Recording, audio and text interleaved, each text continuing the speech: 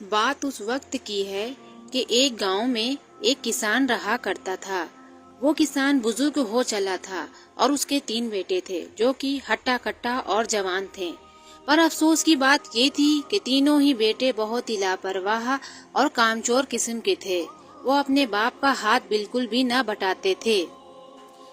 बेचारा बूढ़ा किसान कमजोर हो चला था, लेकिन फिर भी खेती बाड़ी का काम वही करता था। किसान के तीनों लड़के सैर सपाटे में अपनी जिंदगी गुजार रहे थे और जंगलों में जा जाकर खाली शिकार किया करते थे।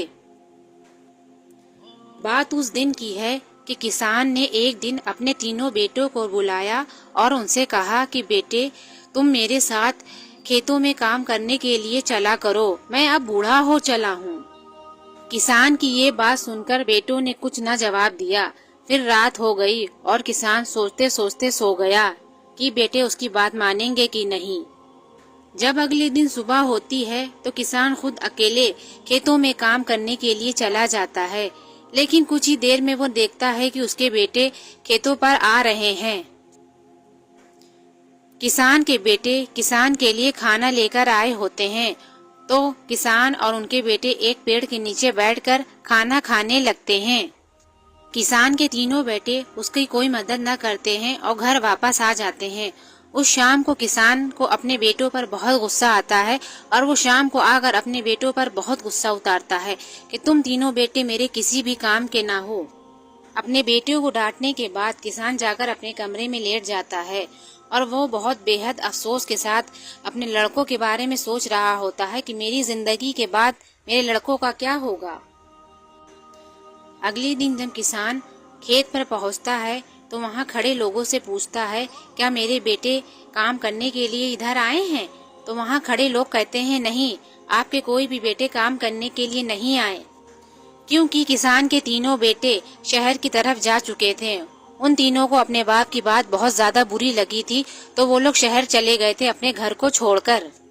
किसान के जब तीनों बेटे शहर पहुँचे तो उनके पास पैसे खत्म हो चुके थे, तो उन्होंने एक दुकानदार की दुकान पर काम किया और थोड़े पैसे इकट्ठा किए, जिस पैसे से वो घर वापस जा सकें। शाम को जब किसान के तीनों बेटों को पैसे मिले तो पैसे देखकर वो लोग बहुत खुश हुए और पैसे लेकर अपने घर की तरफ चल दिए। यहाँ घर पर किसान अपने तीनों बेटे का इंतजार कर रहा था। बेटे जैसे ही आए, किसान ने तीनों बेटों से कहा कि मैं तुम्हें कुछ बताना चाह रहा हूँ कि मेरे खेत की जो जमीन है वहाँ पर बहुत खजाना गड़ा हुआ है। ये बातें सुनकर किसान के लड़कों के मन में लालच आ गई और वो अगले ही दिन खेत पर चले गए और खेत की खुदाई करने लगे। जब तीनों लड़कों ने खेत खोद डाला तो किसान खेत पर पहुंचा और वो देखकर बहुत खुश हुआ। उसने बातों ही बातों में लड़कों से कहा, अब खुदाई हो ही गई है तो क्यों ना बीज डाल दिए जाएं।